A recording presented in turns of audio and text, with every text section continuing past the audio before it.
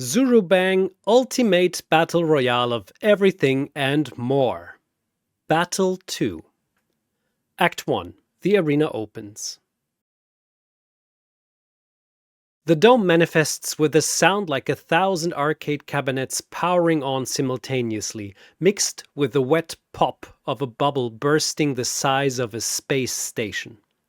Reality shivers. The air tastes like quarters and destiny. The biome generator hums, then belches forth. A frozen lake bed, cracked ice stretching in every direction, steam vents hissing through fissures, dead trees clawing at a perpetually twilight sky. Somewhere, a motivational poster is frozen to a dead tree. It says, "Hang in there." The cat pictured has been hanging for 3 centuries.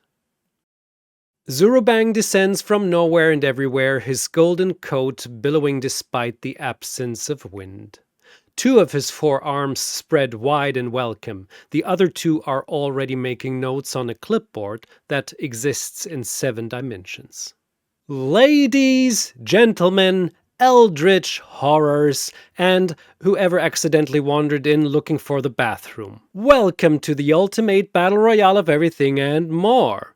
Tonight's contestants range from the literally unkillable to a rectangle. I am thrilled. The crowd is beyond counting. Millions packed into impossible geometry, sitting in seats that curve into infinity. Time to meet our roster for tonight. F tier from the Atari universe. The Pong paddle, the original rectangle, grandfather of gaming, literally just a line. The paddle floats there, motionless, eternal.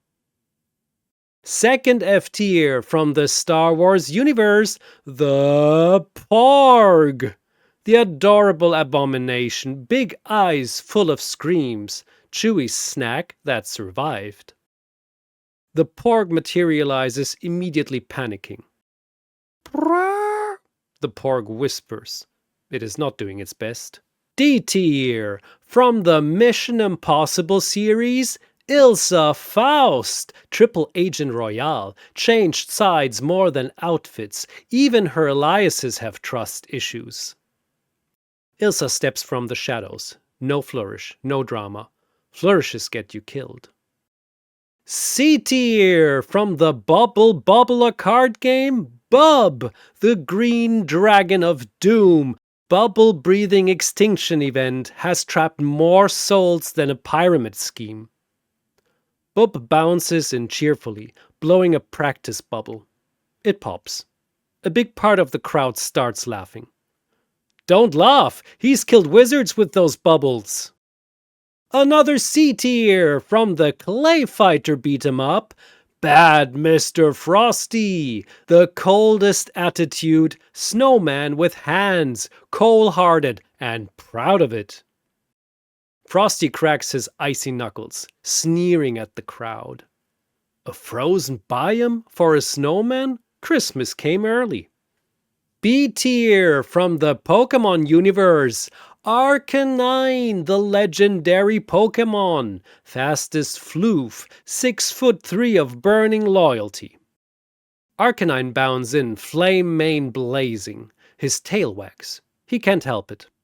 One more B tier from the Buffyverse, Buffy Summers, the Slayer, staked 1,000 vamps. Her therapist needs a therapist. Buffy strolls in, twirling Mr. Pointy with a big smile on her face. She's a superhuman everything. She has killed gods and has saved the world a couple of times. Zurubang's eyes gleam. I am proud to announce our very first S tier of Season 1. From the Planescape universe, the Nameless one, the immortal who cannot die, the man who forgot himself, Death's most frequent customer. The scarred figure emerges. He doesn't pose. He doesn't need to. Every inch of his skin is a map of deaths that didn't stick. Zurubang whispers, "Let's see who bleeds and who simply doesn't. Act 2. Perception of the fighters. The Pong paddle perceives nothing. It's a paddle. It exists. It waits for a ball that will never come. It has waited since 1972. Somehow, this is noble. Porg just looks around with dinner plate eyes. Bad Mr. Frosty's coal eyes are scanning the competition. Fire dog, not cool. But that scarred freak, I'll show him. He flexes. Snow falls off. He does not care.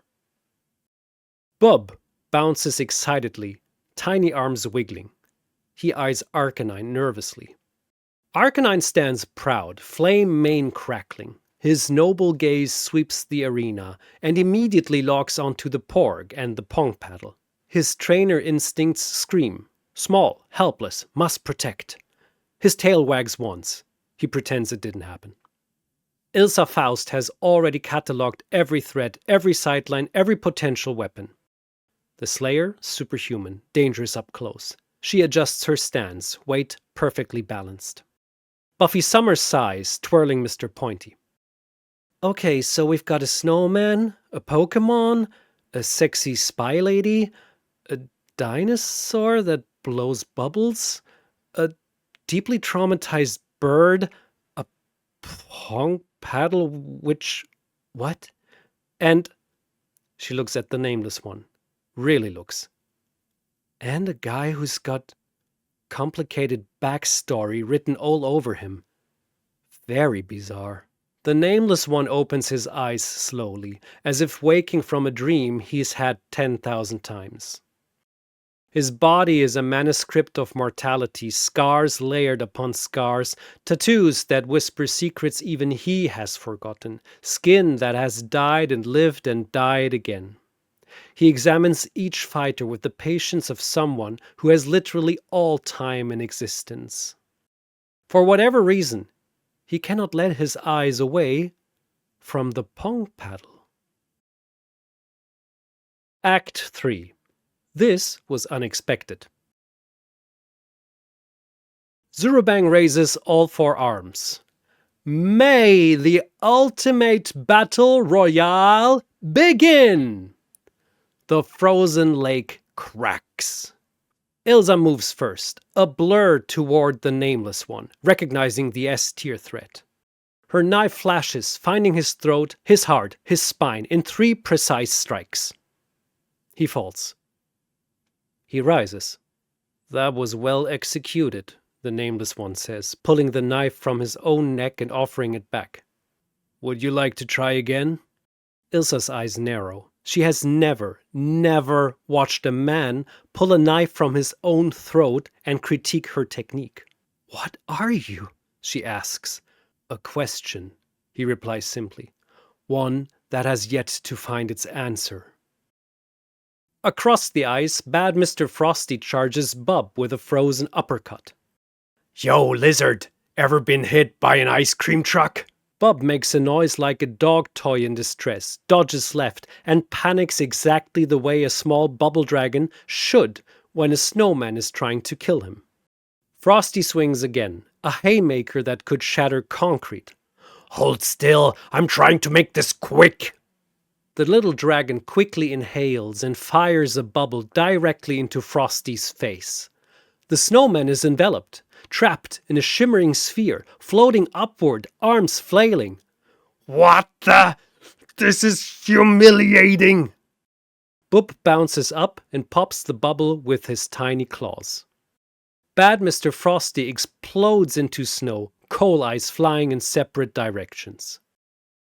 Bad Mr. Frosty eliminated by Bub. The crowd loses their minds. A C tier, just one shot, another C tier like it was nothing. Meanwhile, Arcanine has made a critical decision. He bounds across the ice to where the Porg is hyperventilating and the Pong paddle is just being a paddle.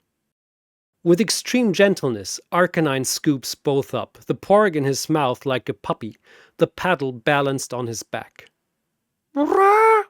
the Porg says, confused but suddenly warm.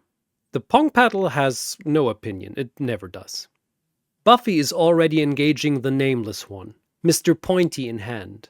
Her Slayer instincts are screaming. "So, what's your deal?" she asks, ducking a surprisingly skilled punch.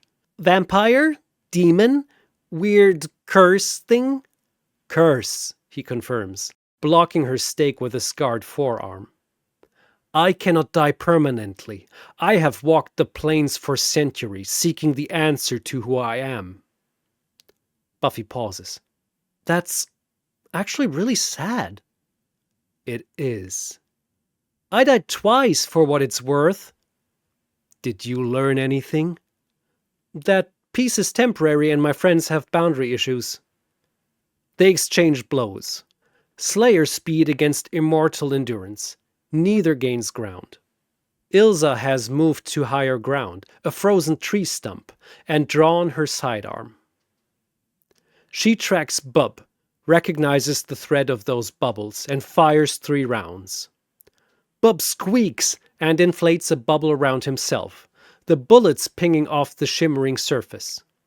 He floats away, terrified but alive. "Resourceful," ILSA admits. Arcanine, still carrying the Porg and the paddle, breathes a warning flamethrower toward ILSA's position, not to kill but to establish territory. "These small ones are mine now." ILSA rolls away, reconsidering her priorities. Bob floats lazily across the battlefield in his self-made bubble, feeling pretty good about himself. He shouldn't. Buffy, needing space from the Nameless one, spots the floating dinosaur and makes a snap decision. She hurls Mr. Pointy with Slayer precision. The stake pierces the bubble, then Bub.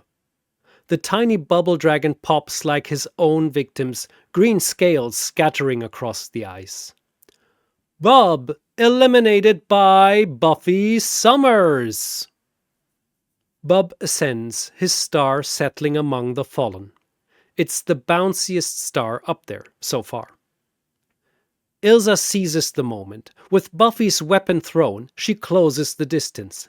A spinning kick, a knife slash, pure efficiency. Buffy catches the kick, takes the slash across her arm, healing already, and grins. "Oh, I like you. You're good." "I know." They fight, spy versus Slayer, technique against supernatural power. ILSA lands hits no human should survive. Buffy takes them and keeps coming. Finally, ILSA overextends. Buffy catches her arm, twists, and delivers a precise strike to the temple.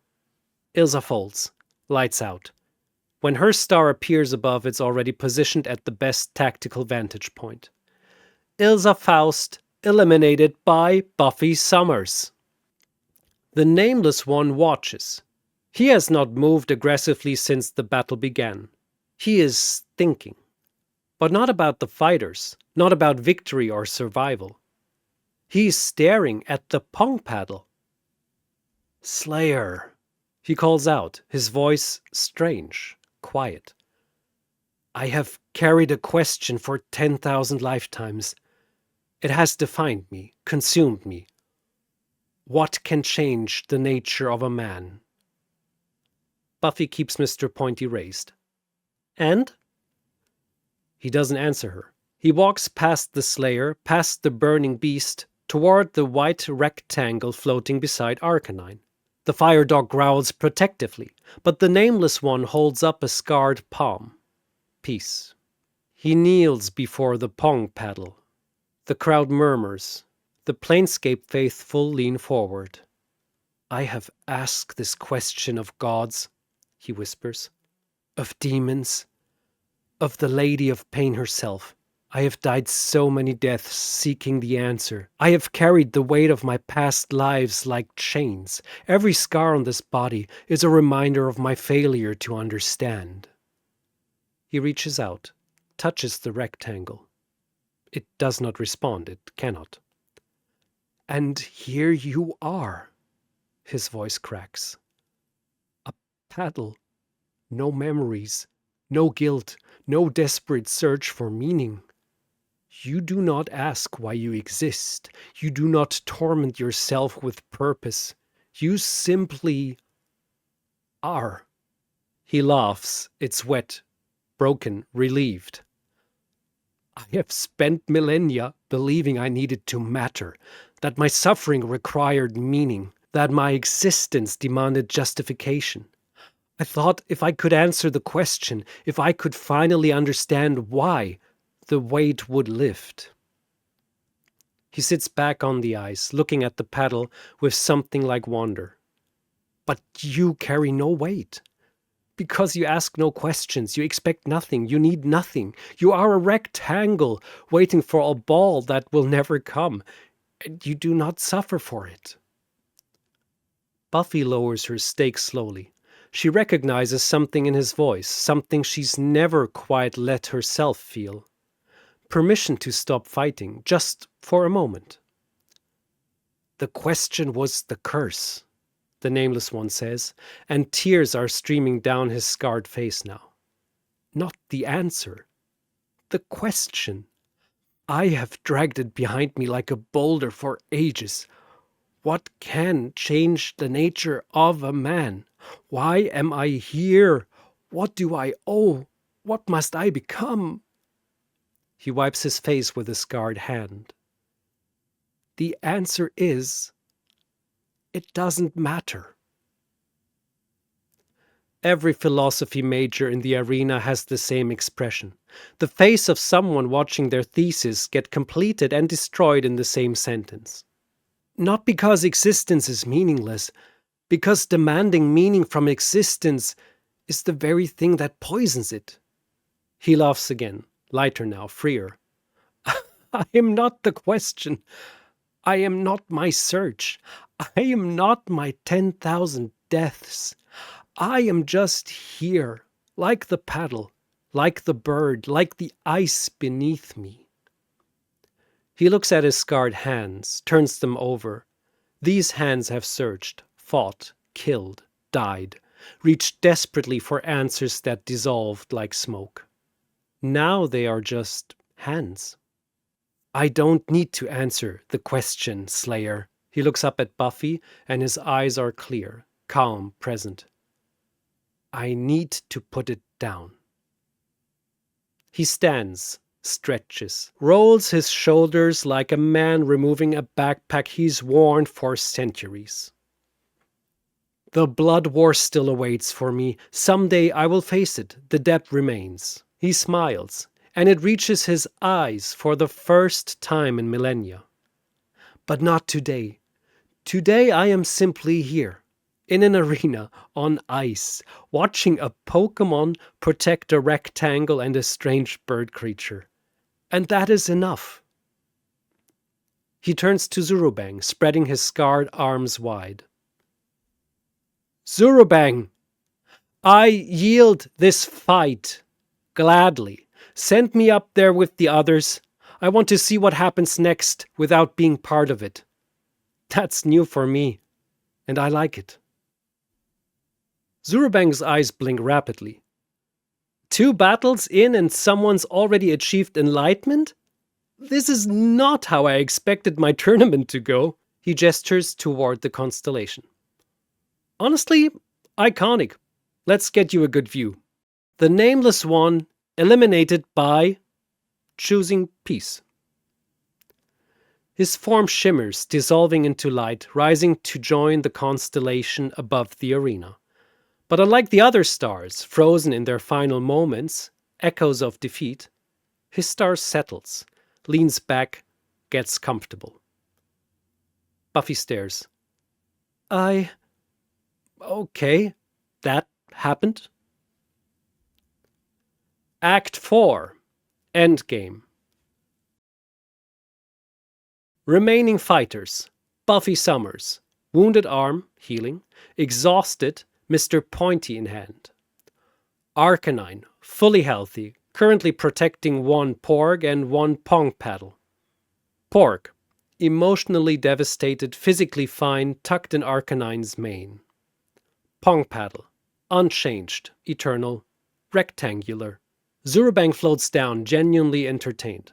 Well, well, the Slayer, the Fire Dog, and the adopted strays. This is precious. Buffy looks at Arcanine. Arcanine looks at Buffy. The Porg whimpers. I don't want to hurt the dog, Buffy says quietly. He's just protecting them. Arcanine's ears flatten. He doesn't want to hurt her either. She smells like heroism and hair product. He respects that. But the rules are clear. Arcanine gently sets down the Porg and the paddle, stepping forward. His flame mane flares. Okay, big guy, Buffy says, raising Mr. Pointy. Let's do this with honor. They clash. Extreme speed versus Slayer reflexes. Fire versus stake. Beast versus hero. Buffy is fast. Arcanine is faster. A flamethrower catches her side. She rolls, singed, still moving. She lands a kick to his jaw. He barely flinches. You're really tough, she admits. Arca! This probably means you two. They trade blows across the frozen lake, ice cracking under the heat, steam rising. The crowd holds its breath. Finally, Buffy sees her opening. Arcanine commits to a fire fang. She ducks under, plants Mr. Pointy into the ice, uses it as a pivot, and delivers a devastating double kick to his ribs. Arcanine staggers. Buffy grabs him in a headlock, not to kill but to immobilize. Stay down, boy, she whispers. It's over.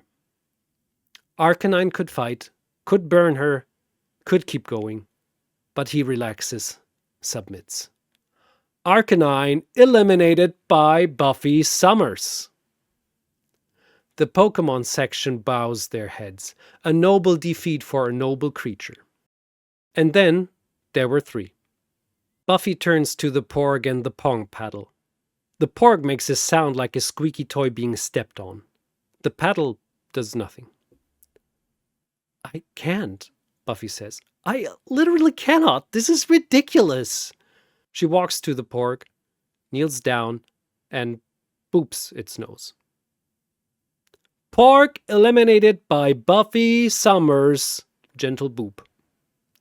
The Porg fades into starlight, joining the constellation above, looking down with big, sad, understanding eyes.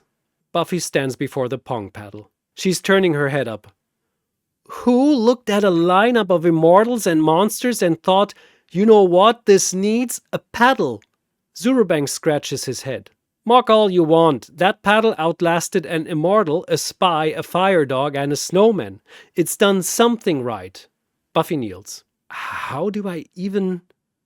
She pokes it with Mr. Pointy. The paddle falls over.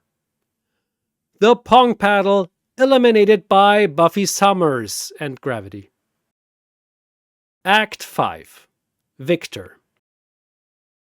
Winner, Buffy Summers!